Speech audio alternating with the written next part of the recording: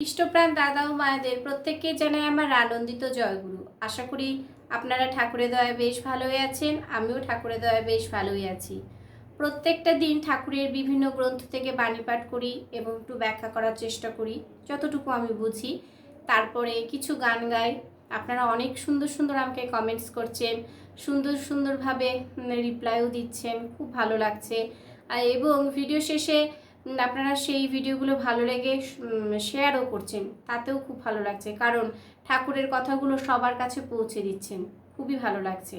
তো আজও পরম প্রেমময় শ্রী শ্রী ঠাকুর অনুকূলচন্দ্রের নারী নীতি গ্রন্থ পাঠ করব এবং তার বিশ্লেষণ করার একটু চেষ্টা করব যতটুকু আমি বুঝি। আপনারা আমার থেকে অনেক বেশি বোঝেন, অনেক ঠাকুরের কাজ করেন, আমি কিছুই করতে পারি না, কিন্তু তবুও আমি যতটুকু বুঝতে পারি তাই আপনাদের সঙ্গে শেয়ার করি।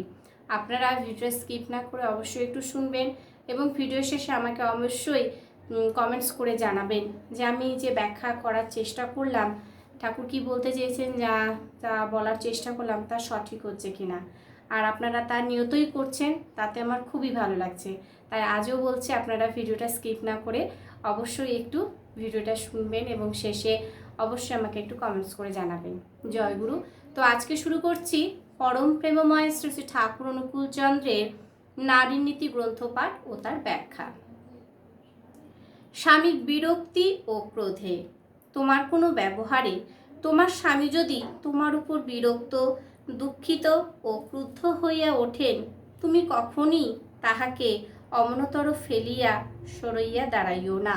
ঠাকুর বলছেন, স্বামীর বিরক্তি ও ক্রোধে, তোমার কোনো ব্যবহারে তোমার স্বামী যদি তোমার উপর বিরক্ত, আমার কোনো ব্যবহারে, সংসারে ছোটোখাটো বিষয়ে হোক বা অন্য কোনো কারণেই হোক না কেন, যদি স্বামী আমার উপর কোনোভাবে বিরক্ত হন, দুঃখিত হন বা ক্রুদ্ধ হইয়া ওঠেন বা রেগেও যান, তুমি কখনোই তাহাকে অমরতর ফেলিয়া সরিয়া দাঁড়াইও না। তাহাকে ফেলে দিয়ে কখনো কিন্তু সরিয়ে যেতে বলেননি ঠাকুর।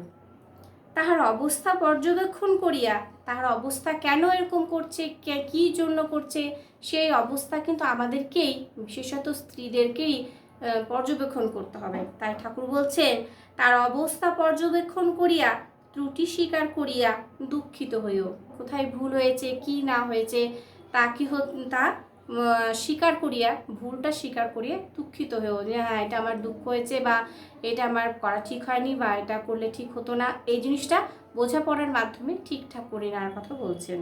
আর আদর, সহানুভূতি ও সমর্থন দ্বারা কি করতে হবে?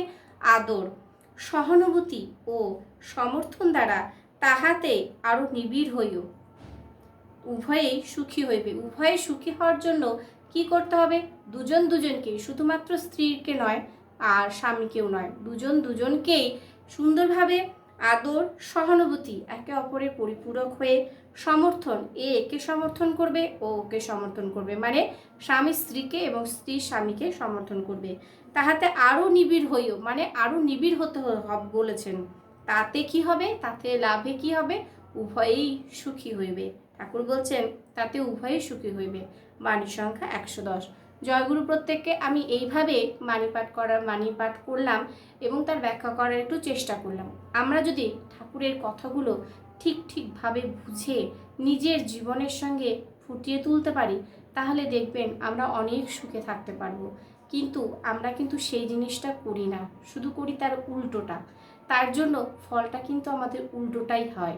যদি আমরা ঠাকুরের কথাগুলো মেনে ঠিকভাবে, সুন্দরভাবে গুছিয়ে ঠাকুর যা বলছেন করে নিতে পারি, তাহলে কিন্তু আমরা ভালো ফলই পাবো। আর আমরা ঠাকুর যা বলেছেন একদিনে হয়তো হবে না, আজকে হবে না, কালকে হবে না, কিন্তু পরশু ঠিক হবে। লেগে থাকতে হবে। ঠাকুর যা বলেছেন, কি জন্য বলেছেন, কেন বলেছেন, কি জন্য, কার জন্য বলেছেন, সবসময় নিজের মধ্যে নিতে হবে। মনে করতে হবে যে ঠাকুর আমার জন্য বলেছেন, ঠাকুর যা বাণী দিয়েছেন সব যেন আমার জন্য দিয়েছেন। যখন আমার এই মনোভাবটা আসবে, তখন কি হবে?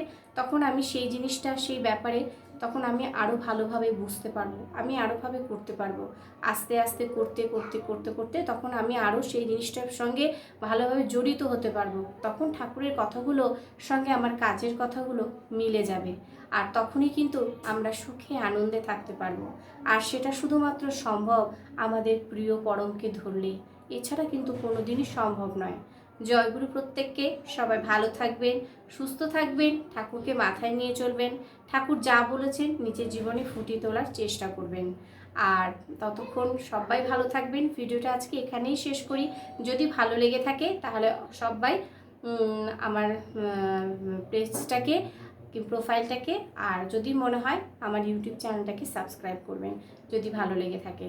আর আবার দেখা হচ্ছে আর একটি ভিডিও নিয়ে। জয়গুরু। ততক্ষণ ভালো থাকবেন, সুস্থ থাকবেন, ঠাকুরকে মাথায় নিয়ে চলবেন। জয়গুরু।